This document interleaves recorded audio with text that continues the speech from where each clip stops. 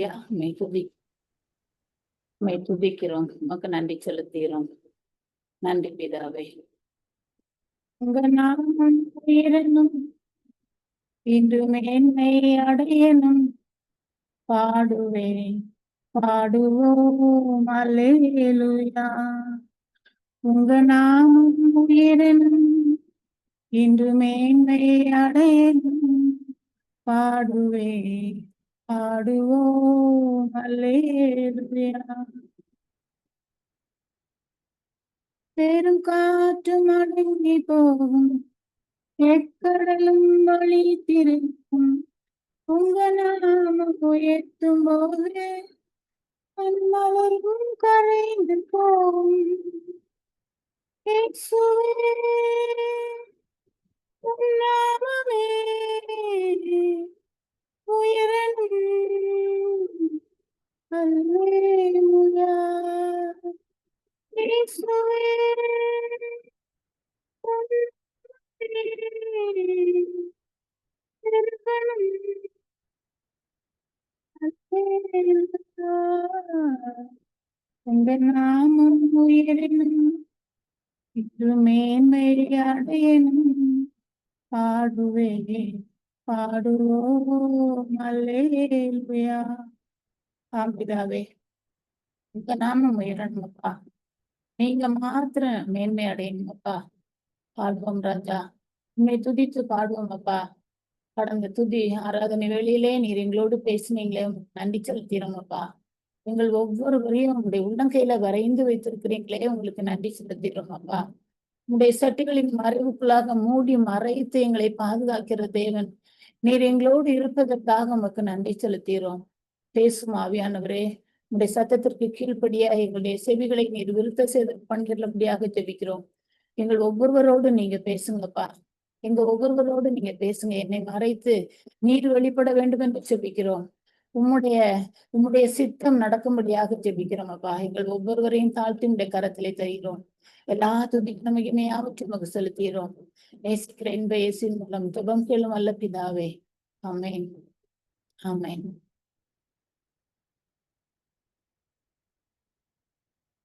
இன்னைக்கு தியானத்துக்குன்னு நான் அப்போஸ்தலனை எடுத்து அவருடைய வாழ்க்கையில காணப்பட்ட ஒரு சில காரியங்கள் நாமும் கண்டுபிடிப்பதற்காக அதை யோசிக்கலாம், அதை தியானிக்கலாம்னு நினைச்சேன். பவுலப்போஸ்தலன் நம்மளுக்கு ஒரு மாதிரி கிறிஸ்தவராக இருக்கிறார். அவரிடத்துல காணப்பட்ட ஒரு 4 குணங்களை இது எல்லாருக்கும் தெரிந்த சத்தியம்தான். மறுபடியும் ஆண்டவர் நமக்கு ஞாபகப்படுத்தி நம்முடைய வாழ்க்கையில ஆவிக்குரிய வாழ்க்கையில புதுப்பிக்க அந்த சத்தியத்தை தந்தார்னு விசுவாசிக்கிற ஆண்டவருக்குள்ளாக பவுலப்போஸ்தலன் நமக்கு ஒரு மாதிரியான ஒரு கிறிஸ்தவராக இருந்தார். முதலாவது அதை பார்க்கும் பொழுது அவர் ஒரு ஜெபிக்கிற கிறிஸ்தவனாக இருந்தார்னு சொல்லி பார்க்கிறோம். எல்லாரும் அப்போஸ்தலர் 9ஆம் அதிகாரத்தை எடுத்து வைத்துக் கொள்ளலாம். அந்த 9வது அதிகாரத்தை பார்க்கும் பொழுது நம்மளுக்கு எல்லாருக்குமே தெரிஞ்ச பகுதி தான். பவுல் சவுலாக இருக்கிற வேளையில சீஷர்களை பயமுறுத்தி பிரதான ஆசாரியர் இடத்துல பெர்மிஷன் வாங்கிட்டு அவர் தமஸ்குக்கு கடந்து போறாருன்னு சொல்லி நம்ம பார்க்கிறோம். தமஸ்குக்கு கடந்து போற வேளையில தான் ஆண்டவர் அவரை சந்திக்கிறாரு. வழியில சந்திக்கும் போது வானத்துல இருந்து ஒரு ஒளி வந்ததை நம்ம பார்க்கிறோம். கரையில விழுறாரு. அப்பதான் ஆண்டவர் அவர் சொல்ற வார்த்தைய, சவுலே சவுலே நீ ஏன் என்னை துன்பப்படுத்துகிறான்னு கேட்கும் பொழுது பவுலப்போஸ்தலன் ஆண்டவரே நீர் யாருன்னு கேட்கிறாரு.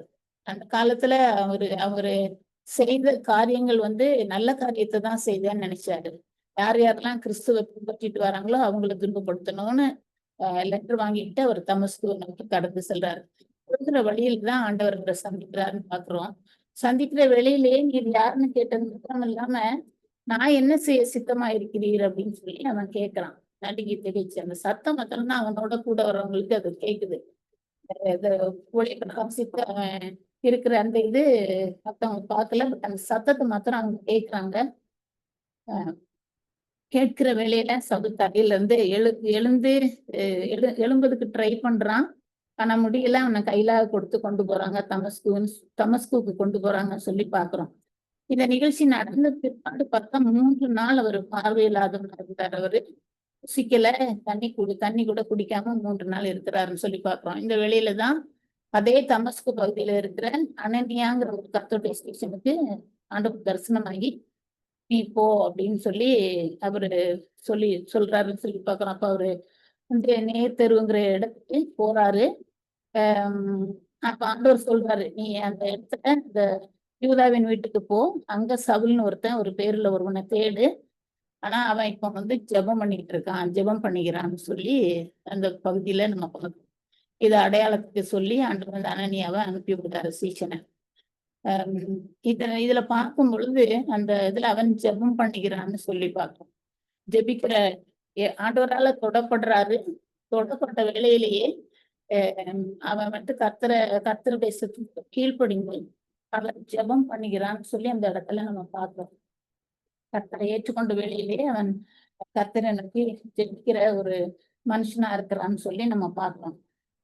அவர் வந்து கர்த்தரை ஜெபிக்கிற இதுல பார்த்தோம்னா அதுக்கு தொடர்ந்து அவருடைய அந்த அப்போஸ்தல நடவடிக்கைகளை நம்ம பார்த்தோம்னா அப்போஸ்தலர் 16 அதிகாரத்துல எடுத்து பார்த்தீங்கன்னா தெரியும்.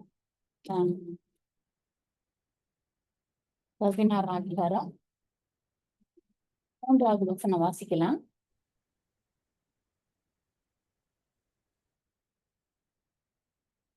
16:13.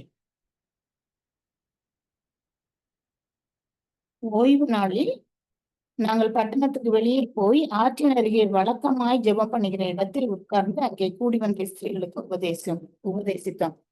அவருடைய கர்த்தரை அறிஞ்ச உடனேயே அவர் வந்து என்ன பண்றாரு, தன்னை தேவன் கொடுத்து அந்த இடத்துல வந்து அந்த யூதா வீட்டுல இருந்து ஜெபம் பண்ண ஆரம்பிக்கிறாருன்னு சொல்லி பாக்குறோம். அந்த ஜெப வாழ்க்கை அவருடைய ஊழியத்தின் பாதையிலையும் பார்த்தோம்னா அந்த 16வது அதிகாரம் 13வது வசனத்துல ஜெபம் பண்ணுகிற இடத்தில்னு சொல்லி பார்க்கிறோம். அதே மாதிரி அதே 16வது அதிகாரம் 16வது வசனத்துல பார்த்தோம்னா நாங்கள் ஜெபம் பண்ணிக்கிற இடத்துக்கு போகையில் அப்படின்னு சொல்லி பாக்குறோம். இந்த 13ல ஜெபம் பண்ணுகிற வேலையிலேயே அந்த இடத்துல அந்த பகுதியில பார்த்தா ஒரு சின்ன இன்சிடென்ட் ஏற்படுது. அங்க ஒரு லீதியாளின் உள்ளத்தை ஆண்டவர் தொடுறாரு, அவ கர்த்தரை அறிந்து கொண்டான்னு சொல்லி பாக்குறோம். அடுத்தாப்புல வந்து 16வது வசனத்திலையும் ஜெபம் பண்ணிக்கிட்டு இருக்க இடத்துல குறி சொல்லுகிற ஒரு ஆவியை கொண்டிருந்த ஒரு மனுஷி, அவளை வந்து பௌலப்போஸ்தலனை சொல்லி அவ வந்து என்ன பண்றா, அவ கர்த்தரை ஏற்றுக்கொள்ளுறான்னு சொல்லி பாக்குறோம். அது மாதிரி 20ஆம் அதிகாரத்தை எடுத்து பார்த்தோம்னா அப்போஸ்தலர் 20:36 நம்ம பார்த்தோம்னா இவைகளை சொன்ன பின்பு அவன் முழங்கார் படியிட்டு அவர்கள் எல்லாரும் கூட ஜெபம் பண்ணினான். பங்கால் படிட்டு அங்க வந்திருக்கிற எல்லாரோடும் கூட சேர்ந்து ஜெபம் பண்ணினான் என்று சொல்லி நம்ம பார்க்கலாம். வழக்கமாய் ஜெபம் பண்றது. சோ ஆரம்பிக்கிற கர்த்தரை ஏற்றுக்கொண்ட அந்த காலத்திலே தொடங்கப்பட்ட அந்த ஜெப வாழ்க்கையானது அவனுடைய ஊழியத்தின் பாதையிலையும் அங்கங்க அவர் ஜெபிக்கிறான்னு அப்புறம் ஜெபிக்கிற வேளையில அற்புதங்கள் நடக்குது. கர்த்தர் வந்து கர்த்தரை சந்திக்கிறாங்க, கர்த்தரை ஏற்றுக்கொள்றாங்க அப்படின்னு சொல்லி நம்ம பாக்குறோம். நம்முடைய இதுல கூட நம்மளுக்கு இதே மாதிரி ஆண்டவர் கூட நம்மளுக்கு ஒரு முன்மாதிரியா இருக்கிறாரு. நீதிமொழிகள் 8:17 பார்த்தோம்னா என்னை சிநேகிக்கிறவர்களை நான் சிநேகிக்கிறேன், அதிகாலையில் என்னை தேடுகிறவர்கள் என்னை கண்டடைவார்கள் சொல்லுவாங்க. அதிகாலையில நம்ம ஆண்டவரை தேடுகிற வழியில நம்ம அவரை பார்க்கிறவங்களா இருக்கிறோம்னு சொல்லி பாக்குறோம்.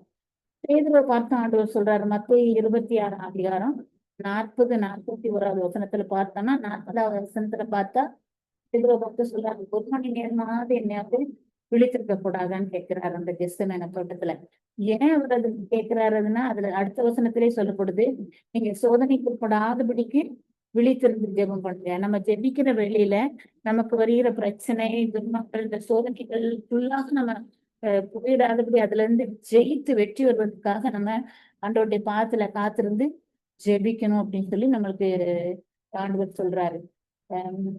அப்படி நம்ம இதுல மத்தேயு 26ல நம்ம பாக்குறோம். தாவீதை எடுத்துக்கிட்டோம்னா தாவீதுடைய வாழ்க்கையில கூட சங்கீதம் 5:3 பார்த்தோம்னா கர்த்தாவே காலையிலே என் சத்தத்தை கேட்டு காலையிலே வந்துருக்கேன்ப்பா உங்களுடைய பாதப்படியில என் சத்தத்தை உங்களுக்கு நீங்க கேட்பீங்க, காலையிலேயே உங்களுக்கு நேரே வந்து ஆயத்தமாகி காத்திருப்பேன்னு சொல்லி சொல்றாரு. அதே மாதிரி ஏசாயாவை எடுத்துக்கிட்டோம்னா காலை தோறும் என்னை எழுப்புகிறார்னு சொல்லி நம்ம பார்க்கலாம்.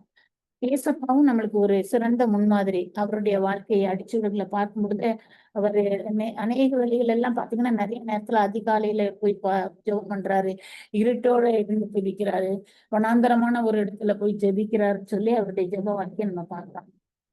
ஒரு நம்மளுக்கு ஒரு முன்மாதிரியான ஒரு வாழ்க்கை ஆண்டவர் வைத்திருக்கிறார். இந்த ஜெப வாழ்க்கை வைக்கிறேன். இந்த ஜெப வாழ்க்கைய பவுலப்போஸ்தலனுடைய காரியத்திலேயே நம்ம பார்க்கலாம். பவுலப்போஸ்தல ஒரு நல்ல ஜெபிக்கிற ஒரு கிறிஸ்துவ மகனா இருந்தாருன்னு சொல்லி நம்ம பார்க்கிறோம். அதுல அப்போஸ்தலர் 20ஆம் அதிகாரத்தை எடுத்தோம்னா 36வது வசனத்துல அதுலயும் அதே மாதிரி பவுலப்போஸ்தலன் ஜெபிக்கிறத பார்க்கிறோம். இவளை சொன்ன பின்பு அவர்கள் எல்லாரோடும் கூட ஜெபம் பண்ணினான்னு நம்ம பார்ப்போம். அதே மாதிரி அப்போஸ்தலர் 21வது வசனத்தை எடுத்து 21ஆம் அதிகாரம் 5வது வசனத்தை வாசிக்கலாம். 21:5. அந்த நாட்கள் நிறைவேறின பின்பு நாங்கள் புறப்பட்டு போகையில் அவர்கள் எல்லாரும் மனைவிகளோடும் பிள்ளைகளோடும் கூட பட்டணத்துக்கு புறம்பே எங்களை வழி விட்டு அனுப்பும்படி வந்தார்கள். அப்பொழுது கடற்கரையிலே நாங்கள் முழங்கார் படியிட்டு ஜெபம் பண்ணினோம். கடற்கரையிலே முழங்கால் படியிட்டு ஜெபம் பண்ணினோம். 22:17 வாசித்து பார்க்கலாம். 22:17. பின்பு நான் எருசலேமுக்கு திரும்பி வந்து தேவாலயத்திலே ஜெபம் பண்ணி கொண்டிருக்கையில் ஞான திருஷ்டி அடைந்து அவரை தரிசித்தேன். ஆமென். இதுலயும் பாத்தீங்கன்னா அவர் ஜெபம் பண்ணிட்டு இருக்கார். ஜெபம் பண்ணிக்கிட்டு இருக்கும்போது ஞான திருஷ்டி அடைந்து அவரை பார்த்தேன்னு சொல்லி பாக்குறார். நம்ம பார்க்கணும். அதே மாதிரி 28ஆம் அதிகாரத்துல பார்க்கும்போது 8வது வசனத்துல அந்த யுபிலியினுடைய தகப்பன் அவனுக்காக ஜெபம் பண்றாரு பவுல். அப்ப அவருக்கு ஜுரத்திலையும் ரத்த பேதியினாலும் இருக்கும் பொழுது அவனிடத்துல போய் அவனுக்காக ஜெபம் பண்ணுகிற வேளையில அவரு அந்த மனுஷன் குணமடைந்தான்னு சொல்லி பாக்குறோம். ரோமருக்கு எழுதின நிருபம் 1வது அதிகாரம் 9வது வசனத்துல பார்க்கும்போது பவுலப்போஸ்தலன் சொல்றாரு, நான் ஜெபம் பண்ற நேரத்துல எல்லாம் உங்களை நினைக்கிறேன் அப்படின்னு சொல்லி சொல்றாரு. சோ ஆண்டவர் அவர் சந்தித்த அந்த நாட்களில் இருந்து அவர் ஜெப வாழ்க்கை தொடங்கி எங்க சென்றாலும் ஜெபிக்கிறாரு. ஜெபிக்கிற வேளையில அனைவரும் ரட்சிக்கப்படுறாங்கன்னு பார்க்கிறோம். சுகமடைகிறாங்கன்னு சொல்லி நம்ம பார்க்கிறோம். இதே பவுலப்போஸ்தலர் என்ன செய்யறாரு, கொலோசையருக்கு எழுதின நிருபத்தை பார்த்தாலும் தெசலோனிக்கேயருக்கும் என்ன சொல்றாருன்னா, இடைவிடாமல் ஜெபம் பண்ணுங்கன்னு சொல்றாரு. இந்த வார்த்தைகளை நமக்காகவும் சேர்த்துதான் வேதாந்தத்தில் எழுதப்பட்டிருக்கிறது.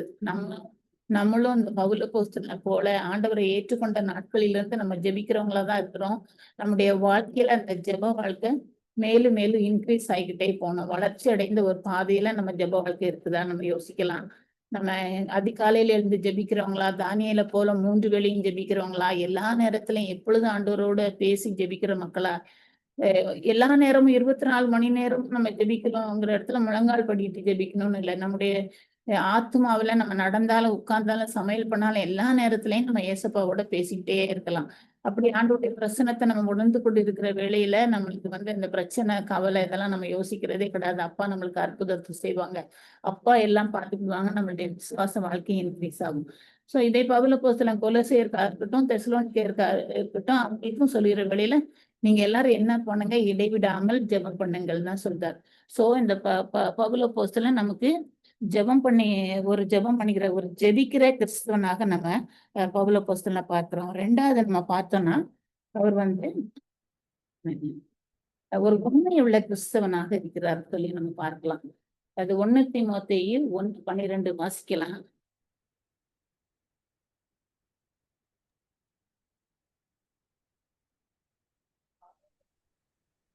என்னை பலப்படுத்துகிற நம்முடைய கர்த்தராகிய இயேசு கிறிஸ்து என்னை உண்மை உள்ளவர் என்று எண்ணி இந்த ஊழியத்திற்கு ஏற்படுத்தினபடினால் அவரை ஸ்தோத்தரிக்கிறேன். அந்த கடவுளே அவரை உண்மையுள்ளவர் என்று நினைத்துதான் அவர் அந்த ஊழியத்துக்கு என்ன செய்யறாரா தெரிந்து கொண்டாருன்னு சொல்லி நம்ம பார்க்கிறோம். இதுல என்னை பலப்படுத்துகிற நம்முடைய கர்த்தராகிய இயேசு கிறிஸ்து என்னை உண்மையுள்ளவர் என்று எண்ணி இந்த ஊழியத்துக்கு ஏற்படுத்தினார். சோ அவர் ஒரு உண்மையுள்ள ஒரு கிறிஸ்தவனா இருக்கிறாருன்னு சொல்லி பார்க்கிறோம். உண்மை உள்ள கிறிஸ்தவன். அந்த 1 கொரிந்தியர் 4 அதிகாரம் 1-2 வசனத்துல பார்த்தோன்னா, இப்படியாக எந்த மனுஷனும் எங்களை கிறிஸ்துவின் ஊழியக்காரர் என்றும் தேவனுடைய ரகசியங்களின் உக்ரானக்காரன் என்றும் எண்ணிக்கொள்ள, மேலும் உக்ரானக்காரன் உண்மையுள்ளவன் என்று காணப்படுவது அவனுக்கு அவசியம். அந்த வசனத்துல பார்த்தோன்னா, எந்த ஒரு மனுஷனும் ஆண்டவருடைய ஊழியத்தை செய்யற கிறிஸ்தனுடைய ஊழியக்காரன் யாரா? தேவனுடைய ரகசியங்களின் உக்கிரானக்காரன்னு சொல்லப்படுது. அந்த உக்கிரானக்காரன் நினைக்கிறவன் எப்படிப்பட்டவனா இருக்கிறான்? உண்மை இல்லவனாய் காணப்படுவது அவனுக்கு அவசியம். சோ நம்ம ஆண்டோடைய பிள்ளைங்க, ஆண்டோடைய ஊழியத்தை செய்யறவங்களா இருந்தா நம்ம உக்கிரானக்காரரா இருக்கிறோம். உக்கிரானக்காரரா நம்ம இருக்கிற வேளையில நம்ம எப்படிப்பட்டவங்களா இருக்கணும்? உண்மை உள்ளவர்களாய் நம்ம இருக்கணும். இந்த பவுல் அப்போஸ்தலன் நம்ம பார்க்கிறோம். 1 கொரிந்தியர் 7ஆம் அதிகாரம் 25வது வசனத்தை வாசிக்கலாம்.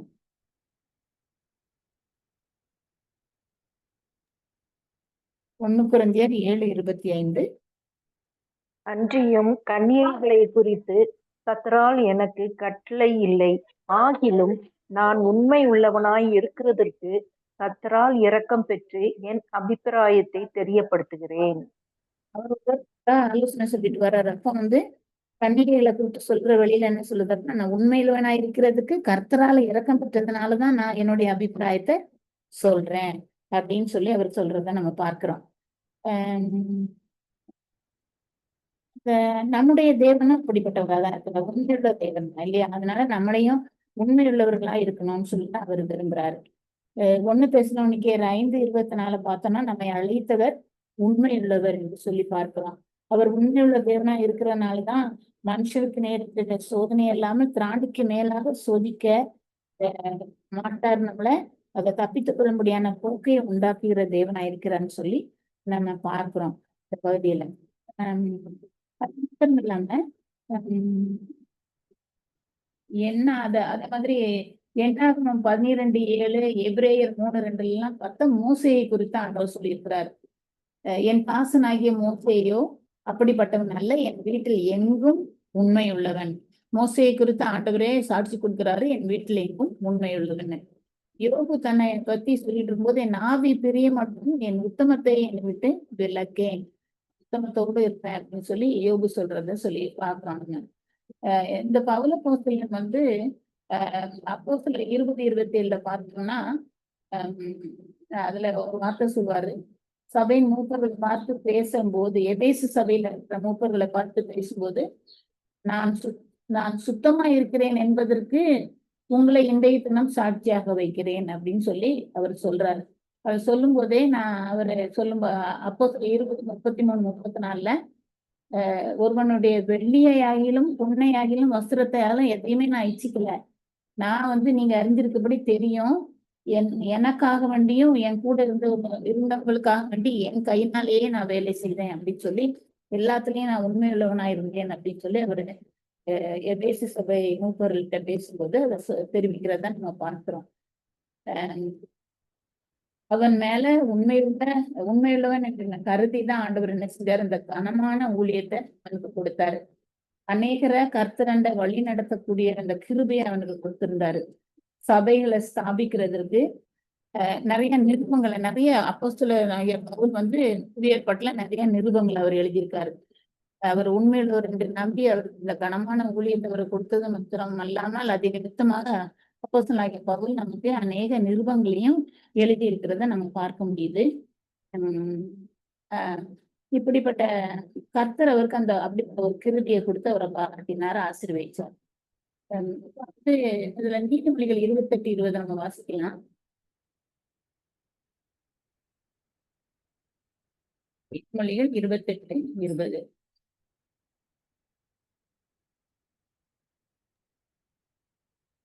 உண்மையுள்ள மனுஷன் பரிபூர்ண ஆசீர்வாதங்களை பெறுவான். ஐஸ்வர்யவான் ஆகிறதற்கு தீவிரிக்கிறவனோ ஆக்கினைக்கு தப்பான். உண்மையுள்ள மனுஷன் பரிபூர்ண ஆசீர்வாதங்களை பெற்றுக்கொள்வான். இந்த பவுல் அப்போஸ்தலன் உண்மையுள்ளவன் என்று நம்பி அந்த கனமான ஊழியத்தை அவனுக்கு ஆண்டவர் அவருக்கு கொடுத்தாரு. அவரும் எல்லா விதமான காரியங்களிலும் உண்மையுள்ளவராயிருந்தான்னு சொல்லி நம்ம பார்க்கிறோம். இந்த நீதிமொழிகள் 28வது அதிகாரம் 20வது வசனத்தின்படி உண்மையுள்ள மனுஷன் பரிபூர்ண ஆசீர்வாதங்களை அடைவான் என்ற வேதவசனத்தின்படி நம்மளும் நம்முடைய வாழ்க்கையிலயா இருக்கட்டும், நம்முடைய ஊழியத்தின் பாதையிலா இருக்கட்டும், அல்லது நம்முடைய தனிப்பட்ட வாழ்க்கையிலயா இருக்கட்டும், நம்முடைய குடும்ப வாழ்க்கையா இருந்தாலும் சரி, நம்ம உண்மையுள்ளவர்களா இருந்து ஆண்டவருடைய கரத்துல இருந்து பரிபூர்ண ஆசீர்வாதங்களை பெற்றுக்கொள்ள ஆண்டவர் நம்மளுக்கு கிருபை செய்வாராக. 3வது பார்த்தோம்னா, இவர் வந்து ஆத்தும ஆதாய கிறிஸ்தவனா இருந்தாரு. ஆத்தும ஆதாய கிறிஸ்தவனா இருந்தாருன்னு சொல்லி பார்க்கிறோம். அதே அப்போஸ்தலர் இதுல அதே 9வது அதிகாரத்தை எடுத்துக்கொள்ளலாம். அந்த 9வது அதிகாரத்துல பார்த்தோம்னா நம்ம அனனியா போய் கை வைத்த உடனே அவன் ஜெபம் பண்ணி கொண்டிருந்தான்னு நம்ம அது வரைக்கும் பார்த்தோம் இல்லையா? 11வது வசனம். அப்பதான் அவன் ஜெபம் பண்ணிக்கிறான்னு சொல்லி கொடுக்கும்போது அனனியா வந்து ஆண்டவர்கிட்ட கேட்கிறாரு. அதுல பார்த்தோன்னா, ஆண்டவரே இந்த மனுஷன் வந்து உம்முடைய ஊழியத்தை செய்யற உம்முடைய பரிசுத்தவான்களுக்கு எத்தனையோ பொல்லாங்குல செய்தான்னு நான் அறிஞ்சிருக்கேன். இங்கேயும் வந்தது எதுக்குதான் வந்திருக்கான்? பிரதான ஆசாரியர்கிட்ட பெர்மிஷன் வாங்கிக்கிட்டு இங்கேயும் வந்து அவன் இந்த மாதிரி காரியங்களை செய்யறதுக்கு தான் வந்திருக்கிறான்னு சொல்லி அறிவேன்னு சொல்லி இந்த அனனியா சீசன் வந்து ஆண்டவர்கிட்ட சொல்லும்போது ஆண்டவர் சொல்றாரு, இல்ல நீ இப்போ புறஜாதியாருக்கு அவன் என்னை குறித்து அறிவிக்க போறான், ராஜாக்களுக்கு என்னை குறித்து அவன் அறிவிக்க போறான், இஸ்ரவேல் புத்திரருக்கும் என்னுடைய நாமத்தை அறிவிக்க போறான். அதுக்காக நான் தெரிந்து கொண்ட ஒரு பாத்திரமா இருக்கிறான்.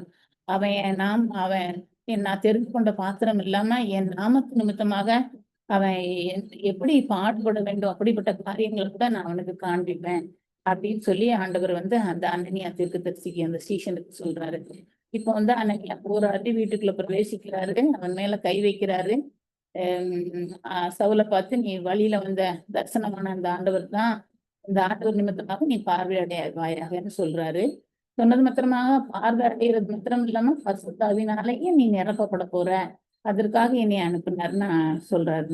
இந்த அனனியா இந்த சீஷன் சொல்றாரு. அவர் சொன்ன அந்த இமீடியட்டா அந்த நேரத்திலேயே இந்த சவுளுடைய கண்களிலிருந்து மீன் சிதிகள் கொண்டது உழுது அவனுக்கு உடனே பார்வை கிடைக்குது. இவன் பார்வை கிடைச்ச உடனே எழுந்திருக்கான், அந்த இடத்த விட்டு எழுந்தது மாத்திரம் இல்லாம உடனே ஞானஸ்தானம் பெற்றுக்கொள்றான்.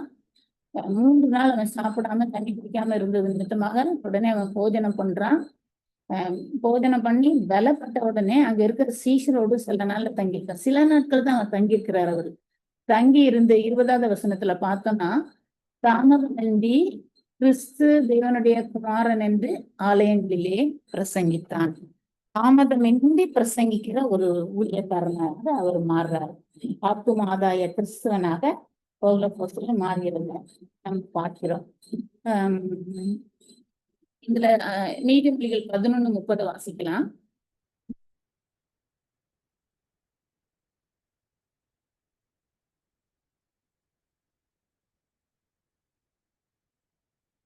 நீதிமொழிகள் 11:30. நீதிமானுடைய பலன் ஜீவ விருட்சம், ஆத்துமாக்களை ஆதாயப்படுத்திக் கொள்கிறவன் ஞானம் உள்ளவன். ஆத்துமாக்களை ஆதாயப்படுத்திக் கொள்கிறவன் எப்படிப்பட்டவனா? ஞானம் உள்ளவனா இருக்கிறான்னு சொல்லி பலன் ஜீவ விருட்சம், ஆத்துமாக்களை ஆதாயப்படுத்திக் கொள்கிறவனோ. அதனால அவன் ஆதாயப்படுத்திக் கொள்கிறவன் ஞானம் உள்ளவனா இருக்கிறான். அதனால கிடைக்கிற பலன் என்ன கிடைக்குது? ஜீவ விருட்சம் கிடைக்குதுன்னு சொல்லி பார்க்கிறோம். நீதிமான்களுடைய பலன் ஜீவ விருட்சம், ஆத்துமாக்களை ஆதாயப்படுத்திக் கொள்கிறவன் ஞானம் உள்ளவன். 2 தீமோத்தேயு 4:2 வாசிக்கலாம்.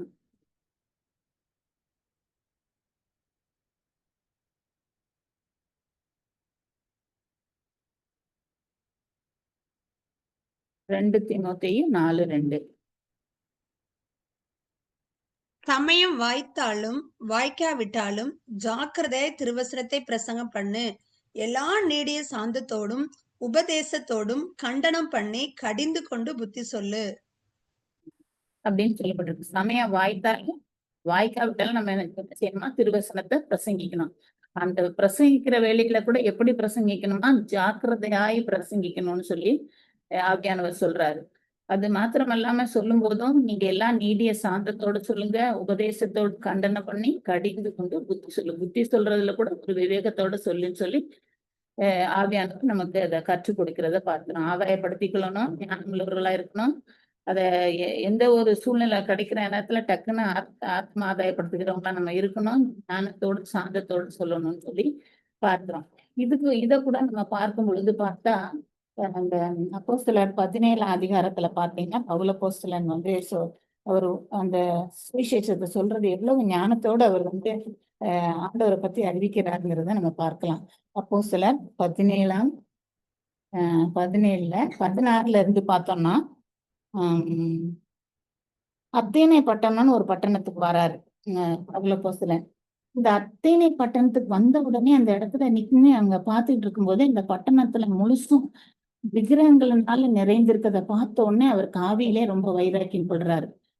இந்த மாதிரி தேவனுடைய பிள்ளைகளை நம்முடைய வாழ்க்கையில கூட நம்ம ஆவியில வைராக்கியம் கொள்ளக்கூடிய சூழ்நிலை சில நேரத்துல நம்ம வெளியே தெரியாட்ட கூட நம்ம ஆவியில நம்ம உணர்வோம். இப்போ ஃபார் எக்ஸாம்பிள் நம்ம எங்கேயாவது ரோட்ல அப்படி போயிட்டே இருக்கோம், பஸ்ல போறோம், எங்கேயாவது போகும்போது ஏதாவது ஒரு டெம்பிள் வழியா நம்ம போறோம்னு வச்சுக்கோங்களேன், அங்க வந்து நிறைய மக்கள் வந்து கூட்டம் கூட்டமா இருந்து அந்த டெம்பிளுக்கு முன்னால உட்காந்து தெய்வ பக்தியோட அது ஒரு பொங்கல் செஞ்சு நம்ம பண்ணி தெய்வத்துக்கு கொடுக்கணும்னு நம்ம இது பண்ணிட்டு இருப்பாங்க. அல்லாட்டா சில இப்போ விநாயகர் சதுர்த்தி எல்லாம் இருக்கும்போது எத்தனையோ வண்டியில அந்த அந்த விக்கிரகத்தை வச்சுட்டு ஊர்வலமா போவாங்க. அந்த இப்போ ரீசெண்டா நடந்ததுல நானும் ஒரு இடத்துல ஊருக்கு போயிருக்கும்போது பார்த்தேன். அதை பார்க்கும்போது எப்படி உள்ளத்துக்குள்ளாக அழுவோம் நம்ம இல்லையா? ஐயோ அப்பா எந்த தேச மக்கள் இப்படி அறியாம தெய்வம் அல்லாதத தெய்வம்னு நினைச்சு போய்கிட்டு இருக்காங்களேப்பா அப்படின்னு சொல்லி நம்மளுக்கு இது பண்ணுவோம். நம்ம ஆவியில நம்ம அதை உணர முடியும். இதே மாதிரி ஒரு சிச்சுவேஷன் இந்த பவுல் பர்சனுடைய வாழ்க்கையில அவர் பாக்குறாரு. அத்தேனை பட்டணத்துல சுற்றிலும் பாக்குற இடமெல்லாம் விக்கிரகமா இருக்குது. உடனே ஆவியில வைராக்கியம் கொண்டவர் என்ன பண்றாராம், ஜெபாலயத்துல மாத்திரம் இல்லாம பாக்குற யூதரோட பக்தி உள்ளவங்க யாரா இருந்தாலும், சந்தை வெளியில பாக்குறவங்க, தனக்கிட்ட எதிர்பட்டவங்க எல்லாரோடும் தினந்தோறும் சம்பாஷணை பண்றாரு, ஆண்டவரை பத்தி சொல்றாரு. அப்போ ஒரு சிலர் வந்து ஒரு பாய்க்கிறாங்க, அந்த வாயாடி என்ன சொல்றான் பாருங்க அப்படின்னு சொல்றாங்க. அதுல ஒரு சிறப்பு என்னன்னு பார்த்தோம்னா, இந்த அத்தேனை பட்டணத்துல உள்ள மக்களுக்கு என்னன்னா, அவங்க வந்து அங்க இருக்கிறவங்களா இருந்தாலும் சரி, அந்த அந்நியரா இருந்தாலும் சரி, அவங்க வந்து சும்மா இது பண்ண மாட்டாங்க. நவமான காரியங்களை சொல்றதுல, நவமான காரியத்தை கேட்கறதுலதான் அவங்க ரொம்ப இம்பார்ட்டன்ஸ் கொடுப்பாங்களாம். வேறொன்றுக்கும் பொழுதுபோக்குறது இல்லை. புதுசா ஏதாவது அப்படின்னு அப்படிதான் நினைச்சு இந்த பவுல போஸ்ட்ல வந்து ஏதோ சொல்லிட்டு இருக்காரு. இவர் என்ன சொல்லலாம், என்ன சொல்றாருன்னு பார்க்கலாம்னு அவங்களுக்கு வந்து ஒரு உணர்வு வந்து அவரை வந்து பவுல போஸ்தலன் வந்து மார்க்ஸ் மேரி நடுவுல கொண்டு போய் நிறுத்துறாங்க. இப்பதான் பாத்தீங்கன்னா இதுல இந்த பவுல போஸ்தலன் வந்து சொல்றத பார்க்கலாம். அவர் பார்க்குற இடத்துல ஒரு பலிபீடத்துல அவங்க என்ன செஞ்சிருக்காங்க, அறியப்படாத தேவனுக்குன்னு எழுதியிருக்காங்க. இவர் தன்னுடைய டாக்கை தொடங்கும் போதே, தன்னுடைய மெசேஜை தொடங்கும் போதே, நீங்க நல்லா நிறைய தெய்வங்கள் எல்லாம் வழிபடுறீங்க, பக்தி உள்ளவங்கன்னு உங்களை பார்த்தாலே தெரியுது. ஆனா ஒரு இடத்துல இப்படி நான் பார்த்தேன், அறியப்படாத தேவனுக்கு. இந்த அத்தேனை பட்டணத்து மக்கள் எத்தனையோ விக்கிரகங்களை வச்சு கடவுளை தொழுது கொண்டா கூட அவங்களுக்குள்ள ஒரு உள்ளுணர்வுல நம்ம பார்த்தோம்னா இதை காட்டிலும் ஒரு வல்லமையுள்ள சக்தி இருக்குது, அது நம்மளுக்கு தெரியல. சோ அறியப்படாத தேவனுக்கு நம்ம தொழுது கொள்றோம் அப்படின்னு சொல்லி அதுக்கும் ஒரு மேடை கட்டி அந்த இடத்துல என்ன செஞ்சிருக்காங்க, பலியிட்டு வந்துருக்காங்க. இதை பிடிச்சி பவுல போஸ்தலன், நீங்க அறியப்படாத தேவன் சொல்றீங்களே, இந்த தேவனை தான் நான் உங்களுக்கு அறிவிக்கைக்கு வந்திருக்கிறேன் அப்படின்னு சொல்லி அவர் வந்து தன்னுடைய பிரசங்கத்தை தொடங்குறாரு. எவ்வளவு ஞானத்தோடு பேசுறாரு. நம்ம கூட ஆண்டவருடைய காரியங்கள் இப்போ பேசுகிற வழியில கர்த்தரை அறியாத மக்கள் இடத்துல பேசும்போது நம்முடைய தேசத்துல பார்த்தா பக்தி உள்ள ஜனங்கள் தான் கர்த்தரை தேடணும்னு.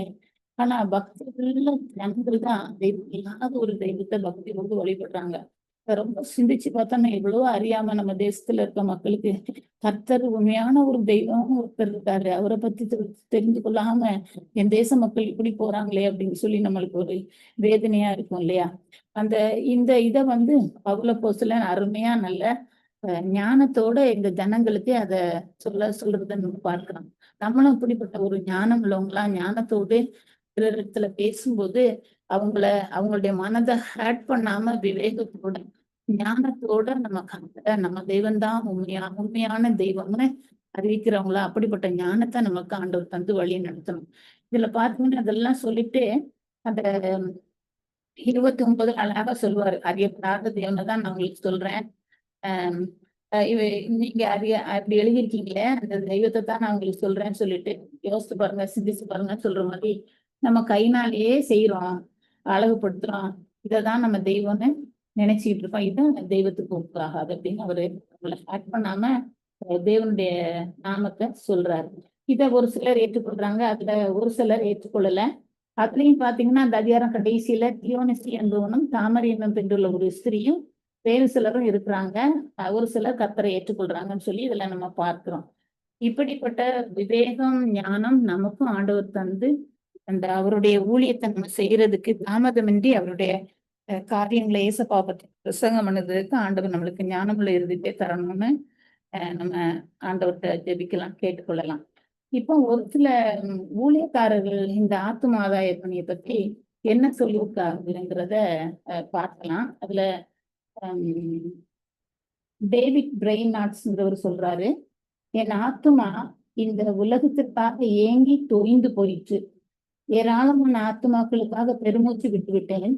ஜெபிப்பதில் என் வாழ்க்கையே செலவழித்து விடலாம் போல தோன்றுகிறது அப்படின்னு சொல்லி டேவிட் பிரெய்னார்ட்ஸ்ங்கிறவர் சொல்லியிருக்கிறாரு. ஜான் விக்ஃபீல்ட்ங்கிறவர் சொல்றாரு, ஆண்டவரே ஆத்துமாக்களை எனக்கு தாரும் அல்லது என் ஆத்துமாவை எடுத்துக்கொள்ளும் அப்படின்னு சொல்லி அவர் சொல்றாரு. இன்னொருத்தர் இவர் எல்லாருக்கும் தெரிஞ்சது, அடிக்கடி நம்ம பிரசங்கத்துல கேட்டிருக்கோம், ஆண்டவரே ஸ்காட்லாந்து எனக்கு தாரும் ஜெபிப்பார் அந்த ஜான் நாக்ஸ். ஸ்காட்லாந்து எனக்கு தாங்க, இல்லட்டா நான் சாகுறேன் அப்படின்னு. என் தேசம் ரட்சிக்கப்படாமல் இருக்கும்போது நான் எப்படி தூங்க முடியும் அப்படின்னு சொல்லி இந்த ஜான் நாக்ஸ் சொல்றத நம்ம பார்க்கிறோம். அடுத்ததுல இன்னொருத்தர் ஆஸ்வால்ட் ஜேசன்ங்கிறவர் சொல்றாரு, அவர் என்னை உடைத்து நொறுக்கி ஆத்துமாக்களின் ரட்சிப்புக்காக என்னை அழச் செய்வாரானால் எத்தனை நலமாய் இருக்கும். ஆத்துமாக்களின் ரட்சிப்புக்காக ஆத்துமா கர்த்தரை அறிந்து கொள்ளணும்னு இதுக்காக வேண்டி என்னை அப்படி செய்தா எனக்கு எவ்வளவு நலமா இருக்குன்னு ஆஸ்வால்ட் ஜேஸ்மித்ங்கிறவர் சொல்றாரு. நம்முடைய இயக்கமும் இப்படிப்பட்ட ஆத்தும ஆதாயமாக மாற வேண்டும் அப்படின்னு சொல்லி நம்ம ஜெபிக்கலாம். நான்காவதாக பவுலப்போஸ்தலனுடைய வாழ்க்கையில பாத்தீங்கன்னா, அவர் இவரெல்லாம் நல்லா ஜெபிக்கிற ஒரு கிறிஸ்தவனா இருந்தாருன்னு சொல்லி பார்த்தோம். உண்மையுள்ள ஒரு கிறிஸ்தவனா இருந்தாருன்னு சொல்லி பார்த்தோம். மூணாவது ஆத்தும ஆதாயம் செய்கிற ஒரு கிறிஸ்தவனா இருந்தாருன்னு பார்த்தோம். நான்காவதாக அவர் விசுவாசத்தை காத்து கொண்ட ஒரு கிறிஸ்தவனாக தன்னுடைய பணியை முடிச்சு நிறைவுபடுகிற வெளியில சந்தோஷமா அவர் அந்த வாக்கியத்தை அவர் சொல்றத நம்ம பார்க்கிறோம்.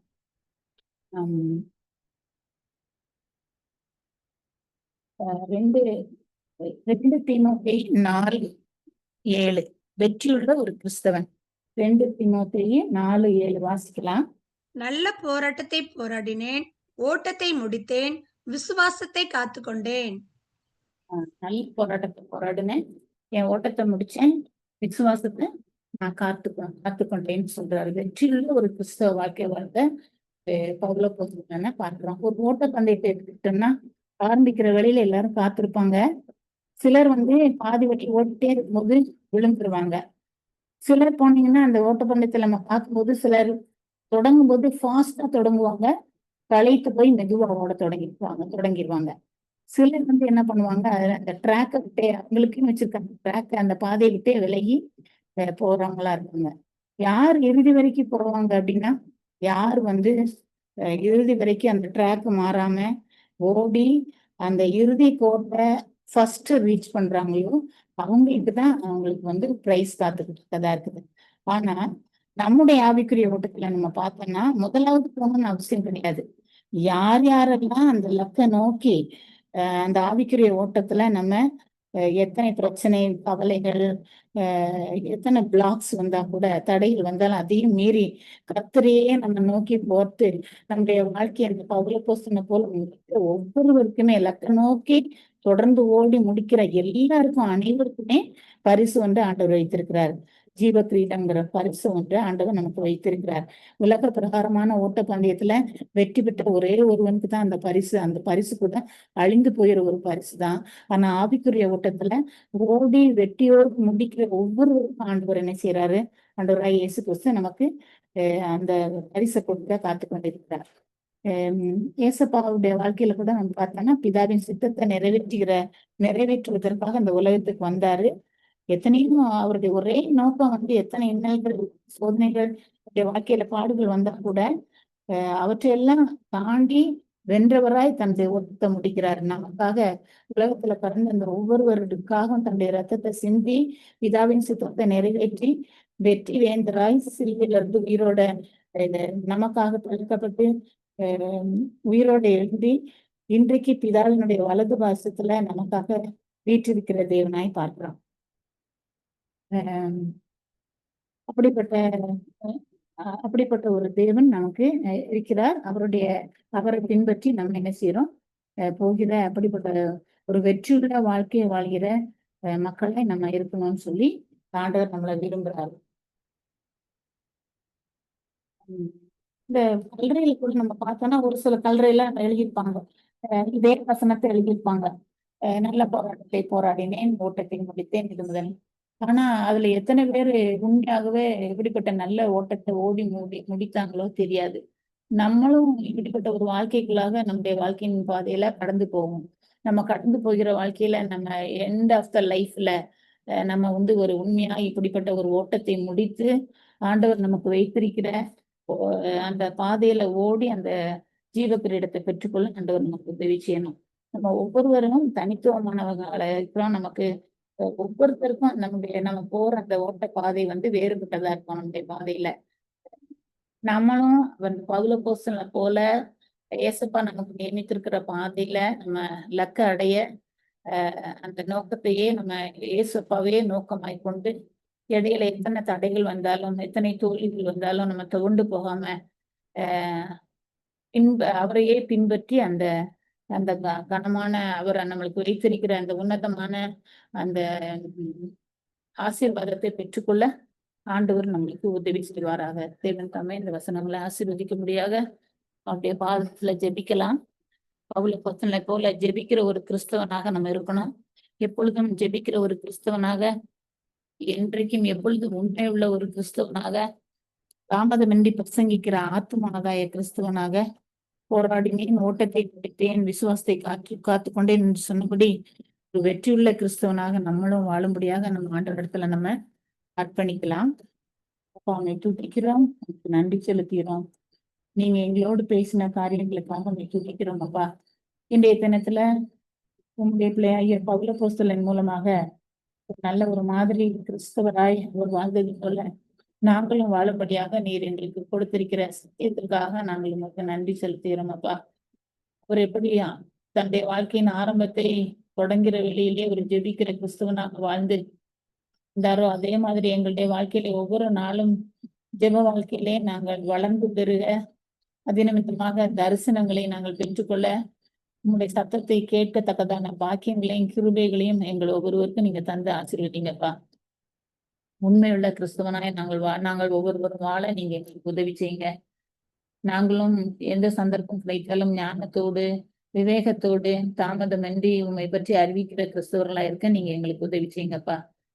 பவுலப்போஸ்தலன் தன்னுடைய ஓட்டத்தை முடித்து வெற்றிகரமாக மகிழ்ச்சியோடு அறிவித்தது போல நாங்களும் எங்களுடைய வாழ்நாளிலே வெற்றிகரமாக எங்களுடைய வாழ்க்கையை முடிக்கவும், நாமத்துக்கு மகிமையாய் வாழவும், நீர் வைத்திருக்கிற அந்த நித்திய ஜீவனை பெற்றுக்கொள்ளும் தக்கதான கிருபைகளையும் பாக்கியங்களையும் எங்களுக்கு தந்து நீர் ஆசீர்வதிக்கும்படியாக ஜெபிக்கிறோம். எங்களை தாழ்வுடைய கரத்தில் தருகிறோம் அப்பா. எல்லா துதிக்கிற மகிமையாவற்றையும் அது செலுத்துகிறோம். நேசிக்கிற இந்த இயேசு மூலம் ஜெபத்திலும் வல்ல பிதாவே. ஆமென். ஆமென்.